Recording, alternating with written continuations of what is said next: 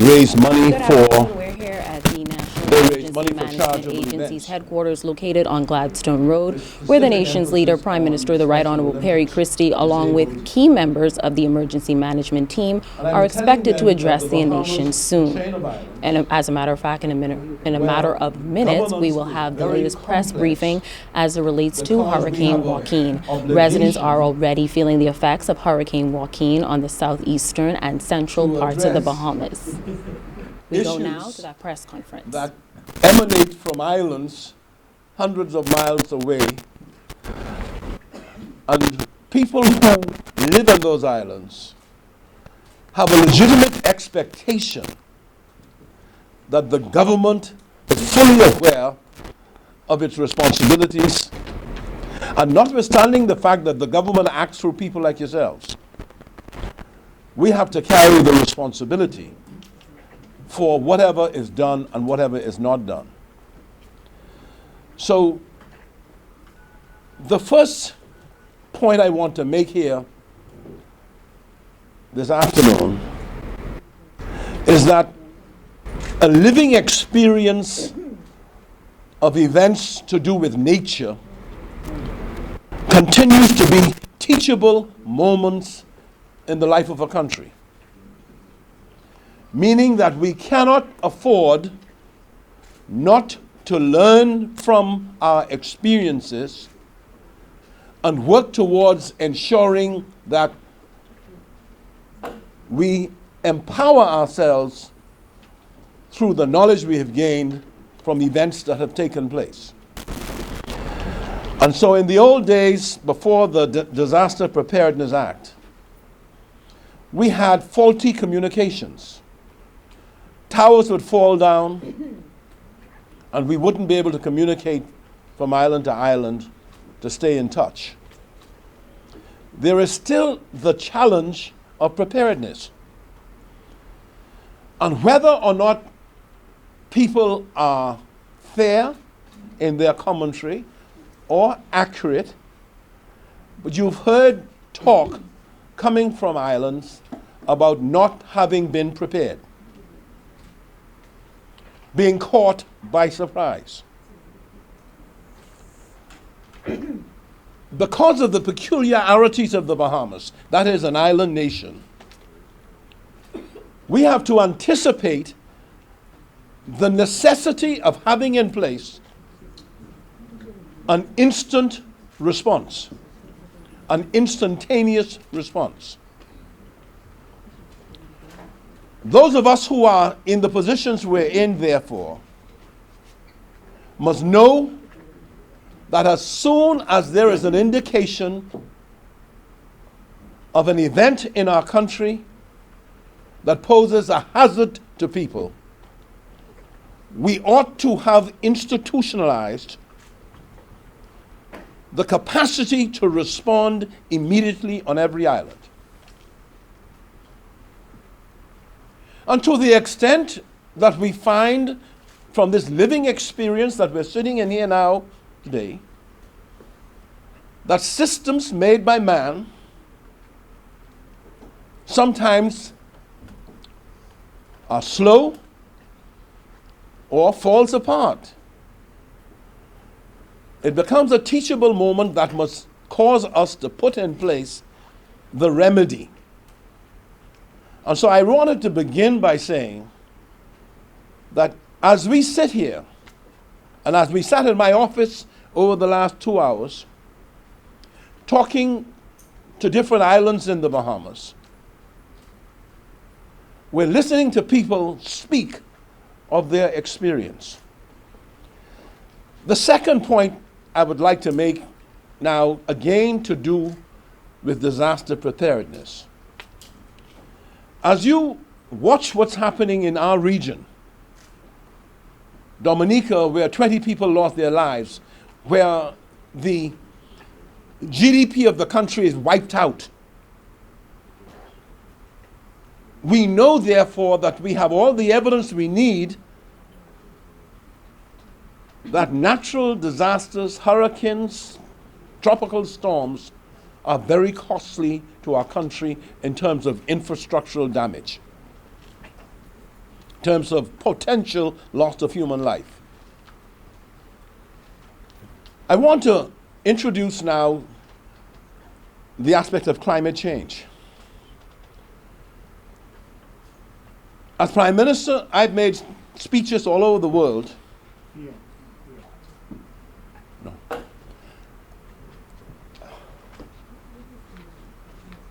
It's the susceptibility of human error. So I shall speak without reference to that.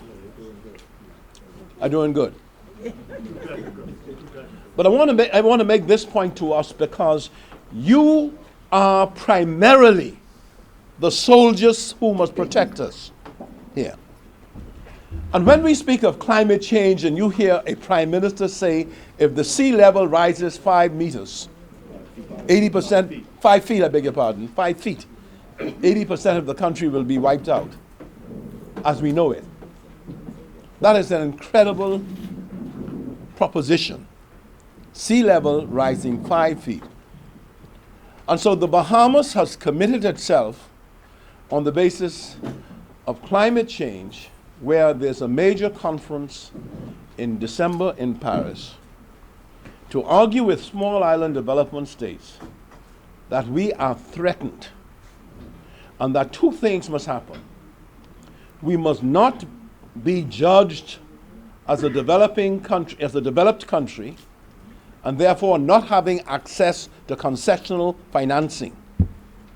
A green fund of $100 billion is supposed to be in place to which countries will access funding.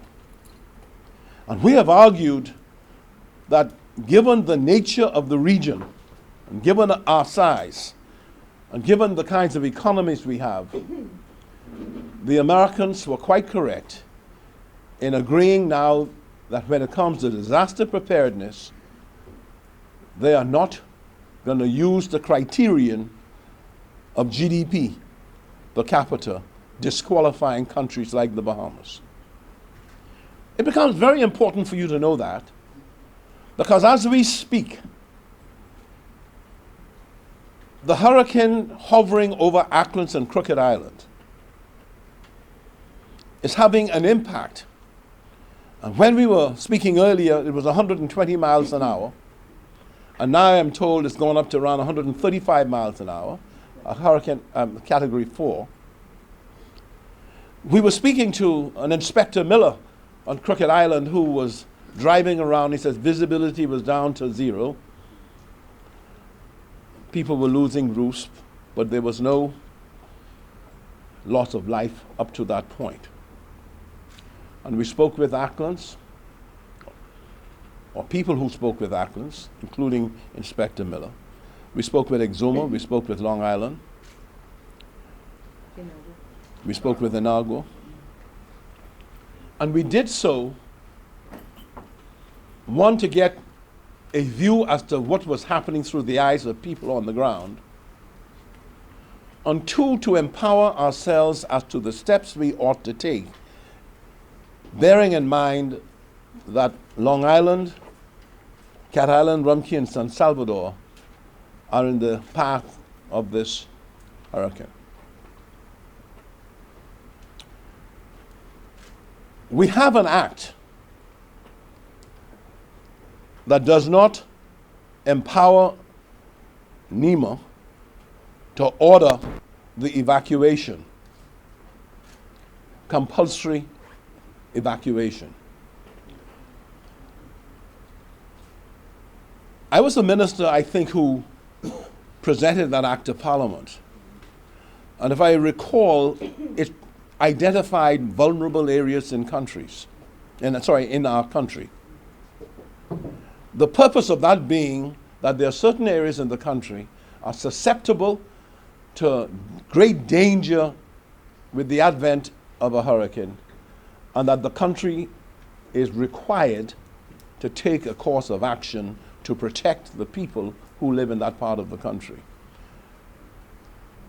And so we have therefore to, in our discussions today, the Attorney General indicated to us that the director of NEMA will have the capacity to order a state of emergency.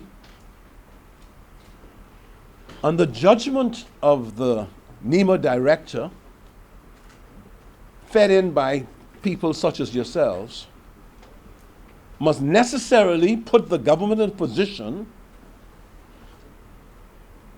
to determine whether a state of emergency should be ordered in particular islands or nationwide. I'm advised that New Jersey has already ordered a state of emergency. Meaning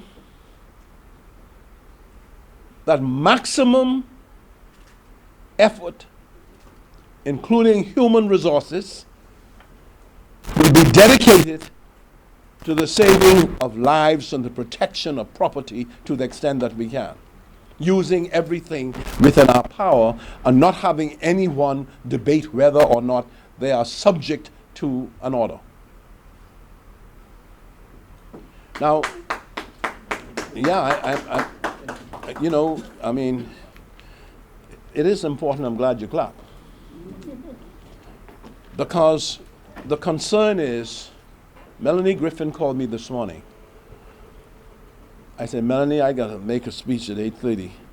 She said, but Prime Minister, someone called from Managua indicating that they weren't prepared.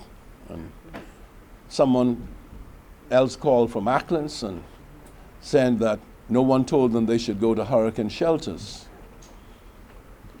And we spoke to someone from Managua who said that they weren't prepared. We have to be aware that whatever the correctness of it is, in other words, we have local people down there in those islands, they're empowered to move immediately upon notice. The Minister of Transport, Honorable Glenys Hannah Martin, called me yesterday from the House of Assembly after she gave a briefing to the House of Assembly, and she said, Prime Minister, I am to formally tell you that this matter appears to be a dangerous matter.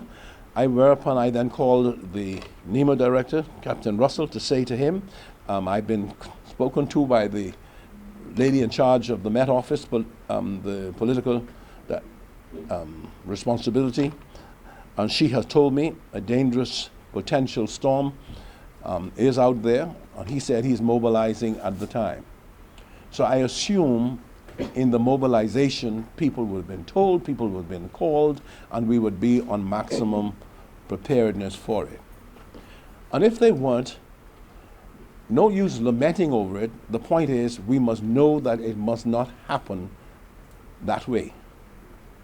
And so I'm here with my colleagues to see from ourselves how we go about addressing this issue of disaster preparedness.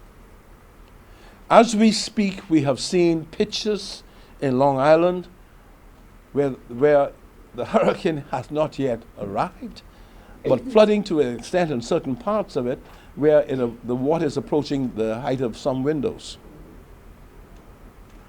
And so therefore, we know it's a very serious implication. And we know that it's better to take maximum precaution than to wait to regret not having done so. Because at the end of the day, your sitting in here is to protect the Commonwealth of the Bahamas and to protect all of its citizens. And as you go through this experience, you are empowered to say to the political directorate, there are certain things we have to do to strengthen ourselves. We asked, could we call the administrator in Acklands? He said he's flooded into his home, he can't get out. The satellite phone is in his office. So the question for us is this. When we spent $68 million putting fiber optic cables to all of the islands, we knew we had made a great advance in communications. The question for us is, what else should we do? Because the one thing we must be able to do, Captain Russell, is for the purposes of disaster preparedness and action taken in consequence thereof, we ought to have the same level of communication that the police have. Now, I asked the Commissioner of Police to see if he could make it down here, having spoken. He's here? Commissioner, come please. Right? I called the Commissioner who is really leading in that conference on Paradise Island and who has to wear a number of hats, because when distilled to its bare essence, we have police officers in every island. And to the extent that we were able to talk, we know that they were out there working at the height of this hurricane as it impacted Crooked Island, Atkins in particular. So, Commissioner, I wonder if you could come and help us out, because I did ask the Commissioner to do round robin with the islands to give us an assessment on what he's found. Yes. Prime Minister, if you'll permit me, allow me to please do what I do best, and that is to be honest to the Bahamian public. I have never been told, I have not been told, I am not aware of any crisis at the moment in any island of the Bahamas, Family Island, where the police directorate cannot communicate with NEMA. Where's NEMA? Mr. Russell, I'd like to see my good friend, Mr. Russell. There he is. Mr. Russell and I have been in contact. We are always in contact. And if it's not me, it's through Superintendent Dames. Come near me, please. Young technocrat. The government of Bahamas invested a few years ago millions of dollars in what is referred to as a trunk communication system. So you can take this radio set right now and get a QSA from Inagua. Inagua from Alpha 1. QSA, over.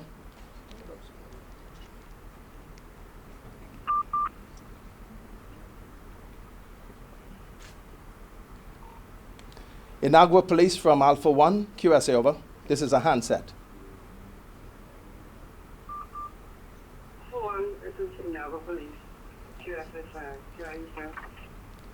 QSA 5, thank you very much. QSA 5 is the best QSA you can get.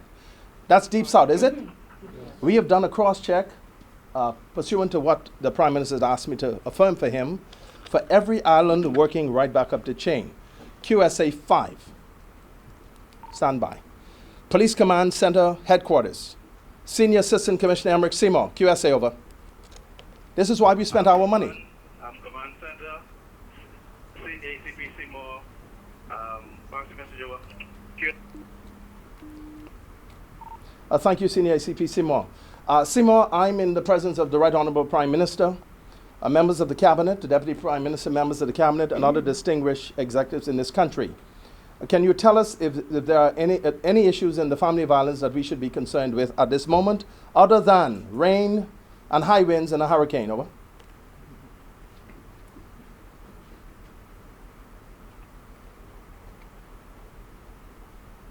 For one, all of the reports we've gotten so far up, and that's all of the central and southeast Bahamas. Is there a lot of rains, a lot of winds, and intermittent rain here and there, but no other reports at this time. How do you read over? Turn up the NEMA set. Senior ACP Seymour, Command Center, Nassau, Strength 5. I want you to do a cross-check with NEMA headquarters here, please. The system that the government of the Bahamas is satisfied works in terms of proper process. Will you now, in subservience to NEMA, give NEMA a QSA check, please?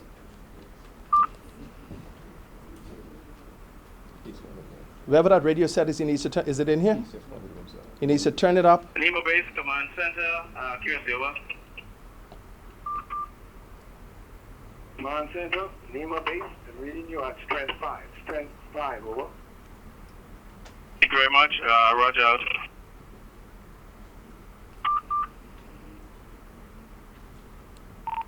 Command Center, Nassau, NEMA base, Alpha 1, Commissioner of Police. Thank you very much, and Roger. Prime Minister, I'm pleased to report to you and to the people of the Commonwealth of the Bahamas that the investment was a good investment, it works. And here is the problem.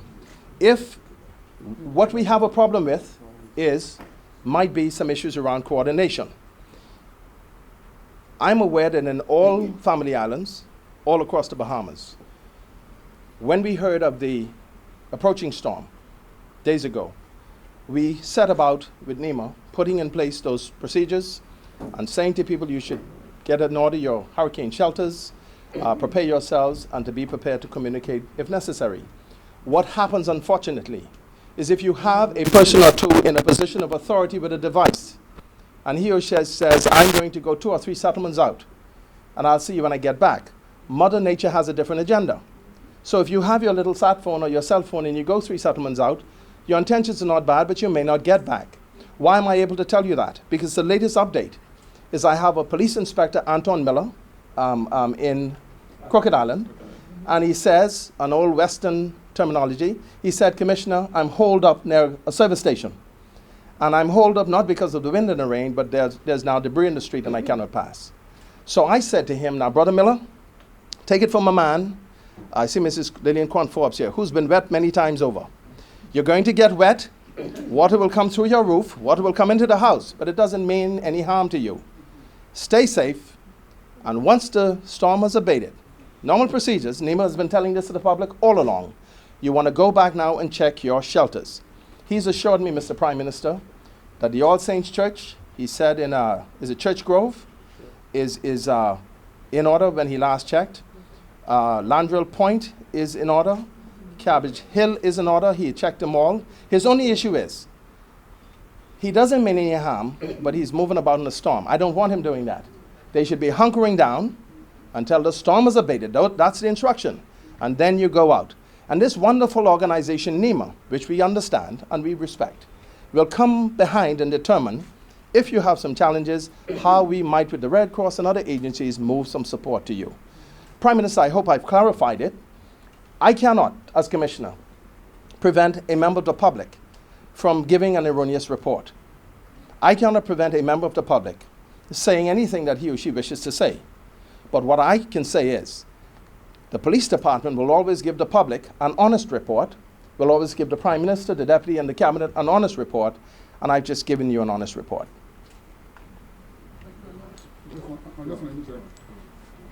Ladies and gentlemen, I just want to interject one thing here in reference to the support of the Commission, our collaboration. At any point in time, if I call from a satellite, from a cell phone, and I call the control room, and I identify myself as Captain Russell, Director of NEMA, and I need to get a message to all of our islands simultaneously, the officer in charge can switch on every single broadcast to every station, and I can pass a message to every single island simultaneously. That's what we have developed through James here, his liaison officer to NEMA, to ensure that we are getting communication out. Now, in terms of the communication process, there might be some challenges in getting your information out, because the users of the instrument are not in place or they're not operating as they should, and that's where the challenges comes in. In terms of the infrastructure for communication, it is there. Between the police force, the telco, the defense force, they form our communication subcommittee. So information you can get out. Mr. Brian Jacks from BTC, he's here as well. Likewise, through the NOC system, we can get information out to all of their managers in the islands, so they're part of that communication hub to support the administrator. And likewise, the administrator, most of them have a satellite phone from NEMA.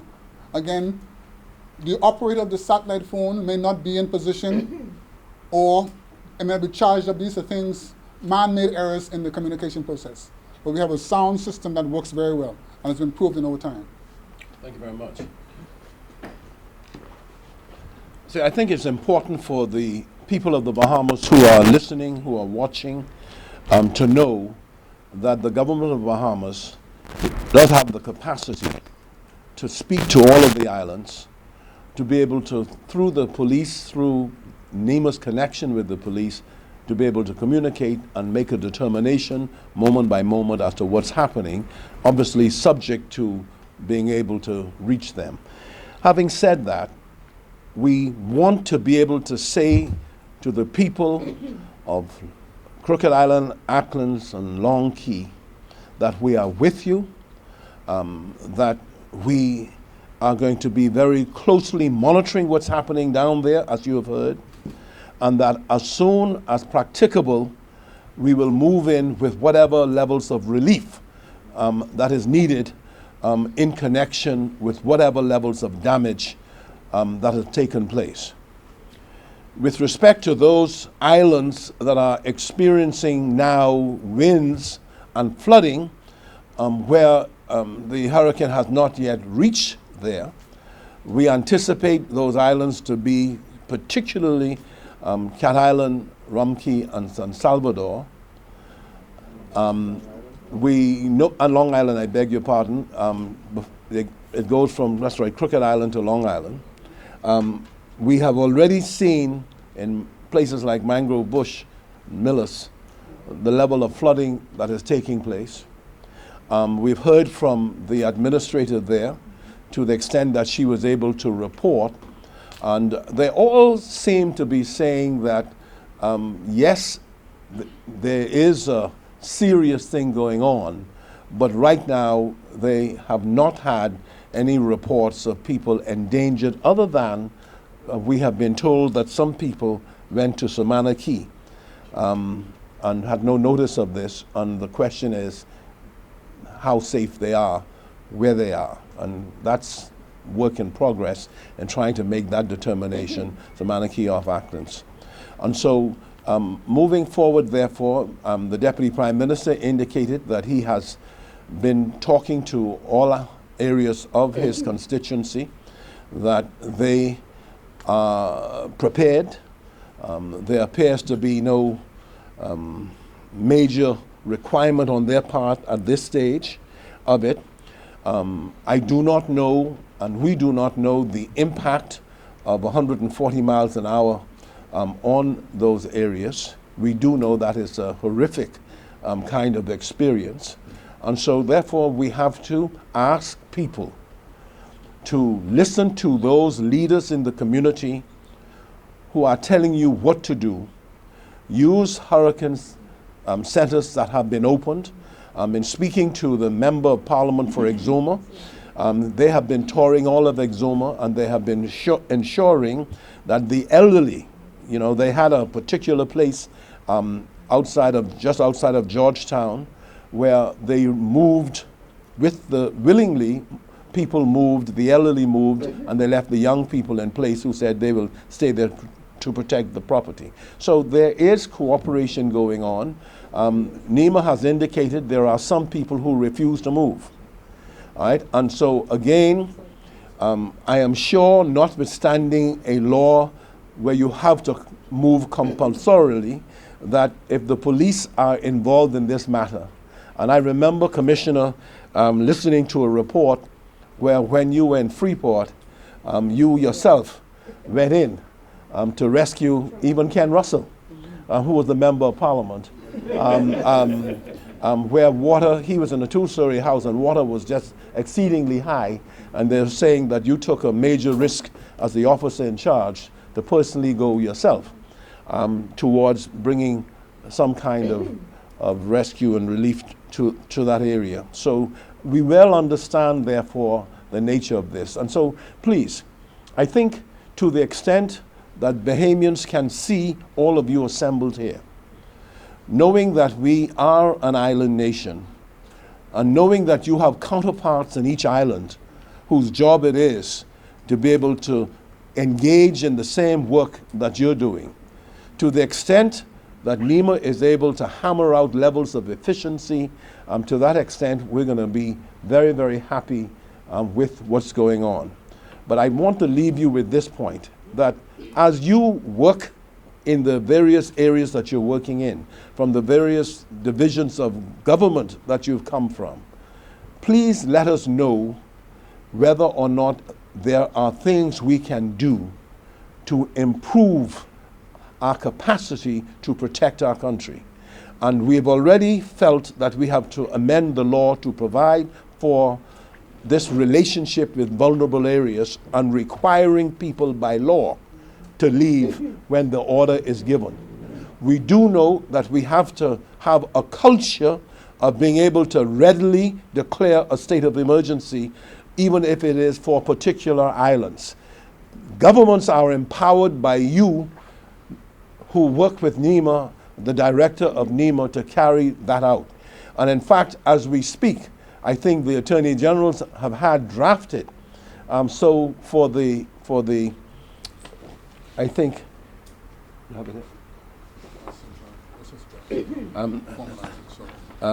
This is pursuant to Section 27(1)(a) of the Disaster Preparedness and Response Act. I, Perry Christie, Prime Minister of the Commonwealth of the Bahamas, hereby inform the general public pursuant to Section 21(a) of the Disaster Preparedness Act that I have been advised by the Director of NEMA at such and such a time today that due to Tropical Cyclone Joaquin, that several of the southern islands of the Bahamas have been severely impacted by storm surges and flooding in these islands. I have also been advised that a hurricane warning remains in effect for the central Bahamas, and hurricane watch remains in effect for the northwestern Bahamas, and that an emergency exists. And in the interest of safety, all residents residing in low-lying and coastal areas in these islands should evacuate immediately to designated shelters in order to protect life. Accordingly, I hereby order that a disaster emergency exists in these islands and that all residents of the islands to be named evacuate those areas immediately to the designated shelters. It is better to anticipate in the maximum protection of our people that should be done. It is better to do it than to have yourself second-guessed because something happened that you said you did not reasonably expect to happen. But as you saw, it says the Prime Minister has to be advised. And of course, the Prime Minister would not want to put Captain Russell in a position where he say, the Prime Minister make me do it. That's a serious point. And I think he has access to the collective brain power in this room to be able to arrive at a judgment as to whether or not that is an appropriate course of action to take. Right now, in all of the circumstances, with respect to those islands that could be impacted by this hurricane. It empowers, therefore, those officials in those islands, in pursuance of that order, to cause particularly the elderly who cannot scramble for help to move to a place of safety. And so we have here the Minister responsible for Social Services, the Minister of Education, the Minister of Transport and Aviation, the Minister of the Environment, the Minister of Investment, the Deputy Prime Minister and his Minister of Works. And so clearly you have a representative section. We even have His Excellency, the High Commissioner for the Caribbean. And that is not an unimportant act because CARICOM is now calling in, asking, because they know that in the event of some major happening, they have to cause member states to be aware of the fact that the Bahamas needs help.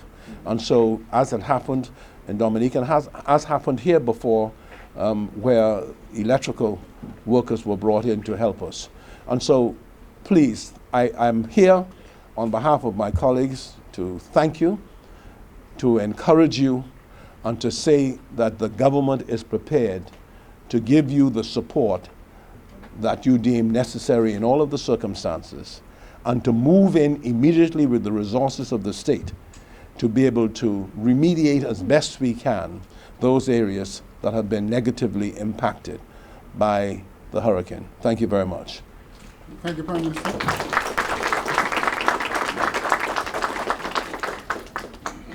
Ladies and gentlemen, I want to take this opportunity to thank the Prime Minister for joining us here this afternoon to give the nation an address, an update as to where we are.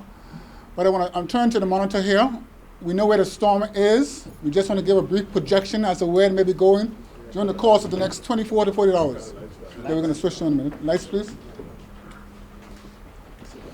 Mr. King, you have it? Basin, please.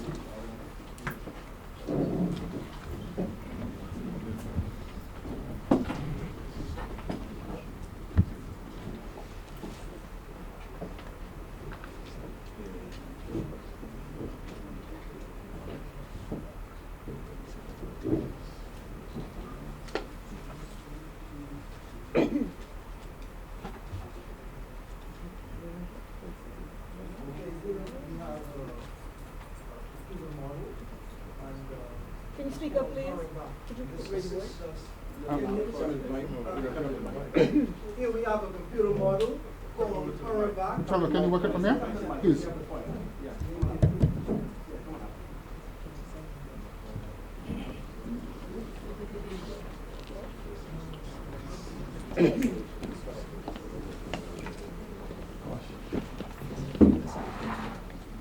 Yes, so good afternoon all. Here we have a computer model.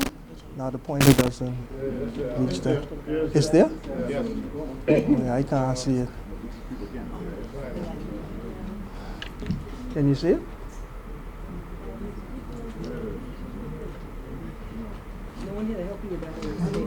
Mr. King, see if you could.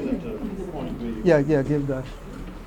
But he'll also have to advance it. You can advance it from there.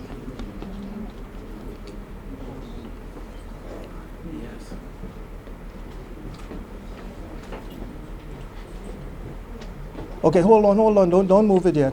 The blue outline indicates where tropical storm force winds might be. And then the red is where the hurricane force winds are.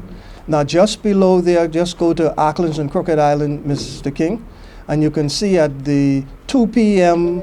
Advisory, number 15A. Now all of the intermediate advisories will have an A next to them. Sorry. ZNS, please. Can you just come to the side, please? Oh. Gentleman behind, please. Sir? Thank you. Okay, thank you. My apologies. And as you can see from the red line, that the whole entire red circle indicates hurricane force winds. The outer red band is 74 miles per hour, and the innermost where the eye is now 130 miles per hour, making Joaquin a Category 4, a dangerous Category 4 on the Saffir-Simpson scale. Now, it is expected to continue to strengthen as it passes through the Bahamas tonight, well, the central Bahamas tonight and tomorrow. So advance the storm one, Mr. King. Okay, again, you can see, keep on clicking advance.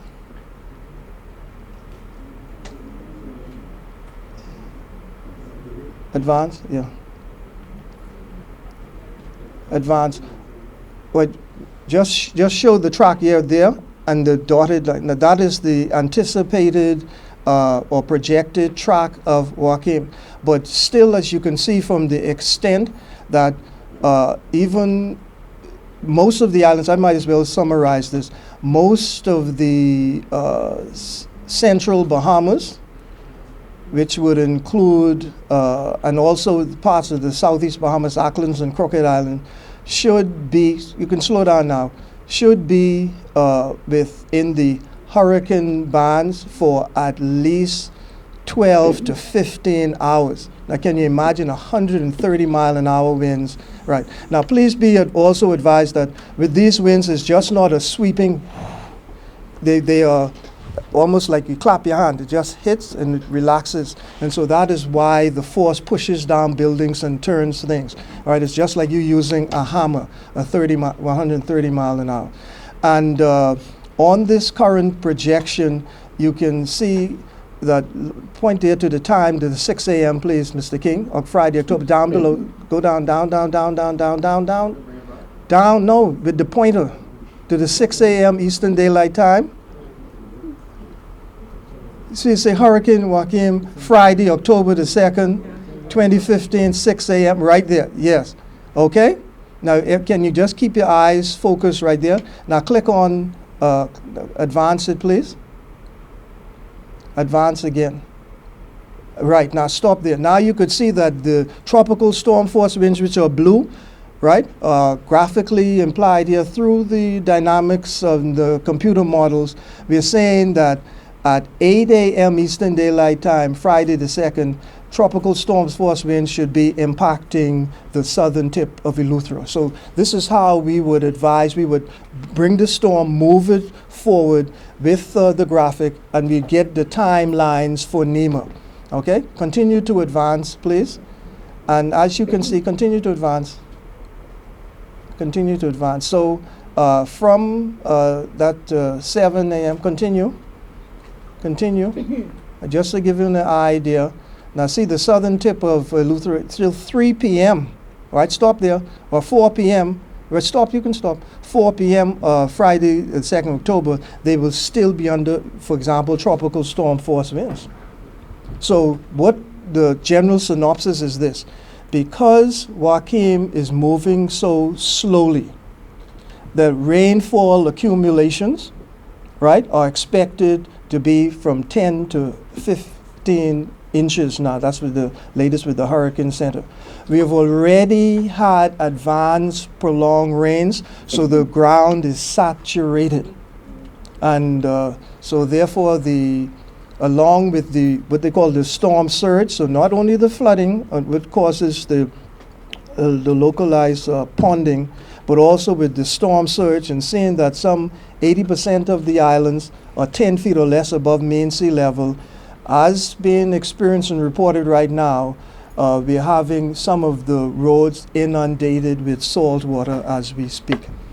Now, some ground truths there, for example, Acklands and Crooked Island, because one of my officers, Clyde Nolan Johnson, one of the meteorological observers, has family there, and they've reported that roofs have been blown off and damaged the structures of the buildings, okay, which is consistent with a Category 3, Category 4 tropical hurricane. Thank you.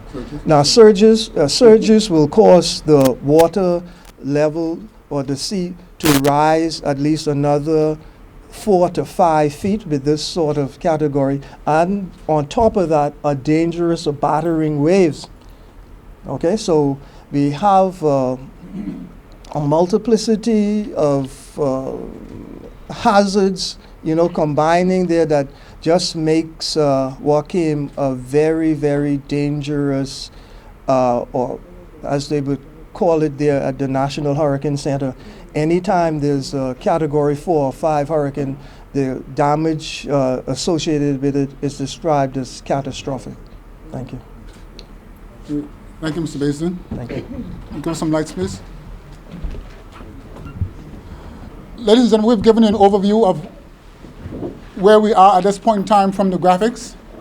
Our task here with the agency, the staff that are here, the core staff from the Defense Force, NEMA staff, and the members from the support function, our task now is to continue assessments of how persons are being impacted now in their locations, getting the information, assessment reports, and eventually start to further advise all those persons in the projected part as depicted there in the diagram as to what they might be experiencing and when they would experience certain conditions. That's what we aim to do during the course of the next 2-3 days until the system clears the entire Bahamas.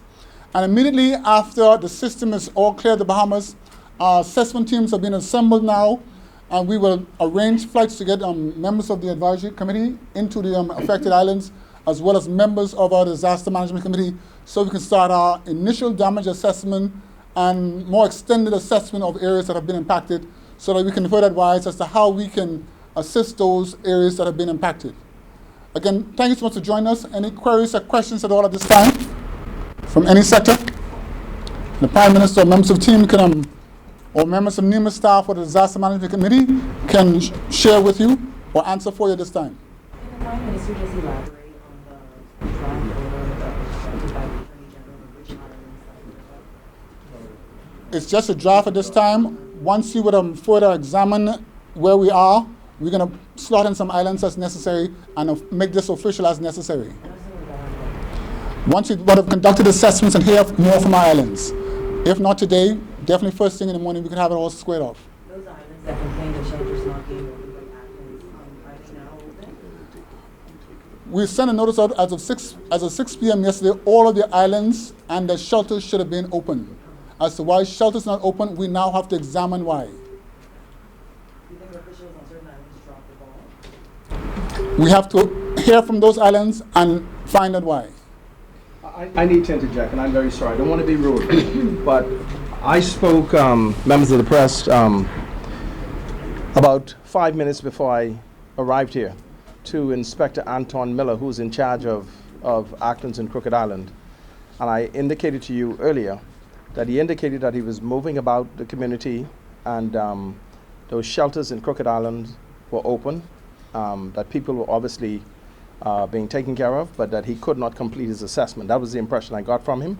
Your question now is prompting me to make another call. James, I'm going to suggest you go outside and call him back, because I'm not receiving any information that people didn't have access, and I'm speaking from a police perspective. I also had him, while I was speaking to him, cross-check with the officer in charge at Acklands, who likewise was indicating that they were doing assessments, and yes, they were having high winds and rain, but not suggesting to me, Commissioner, I need help. Something is wrong that we need to fix. And I want to just make that clear. I like to say to people in circumstances like this that you should be very clear with your sources. Because this Facebook thing, this social media, WhatsApp, and all this other stuff, and all of the unofficial people will give you stories that could be very misleading. You should refer to NEMA in the first instance, the Royal Bahamas Police Force, ZNS Bahamas, and the other legitimate news media in the country. Do not rely on Facebook and social media. Things can be photoshopped, and you could have issues that you report that could be to the detriment of communities and certainly to the country. Thank you, Commissioner. Again, just further clarity on this draft statement was read by the Prime Minister. Again, we know where the system is now. We know where it was. That's behind us to a certain extent. So now, once you know where the system may be going from here on, then if we need to key in some islands here to force evacuation, then we will dot them in accordingly, okay? I just want to make a final comment. And as I said before, I want to be absolutely cautious that when an act empowers an officer with the discretion to take the kinds of steps for disaster preparedness, it is assumed that he will do so in consultation with the armed forces of the country, armed services of the country, and all of that. But I just want to be able to leave with my director that when a Met Office personality uses the word catastrophic, all right, do not let people second guess you, would be my advice, right? That somebody walked to this microphone and people heard him use the word a catastrophe. A catastrophe has a certain meaning, and there is no way of going back on it. So I'm leaving you here with that echoing in my sense of the proportion that I should see this disaster.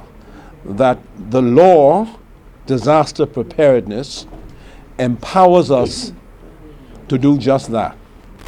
To take all of the steps that are necessary, knowing that our officers in the field will use their discretion on how it's executed.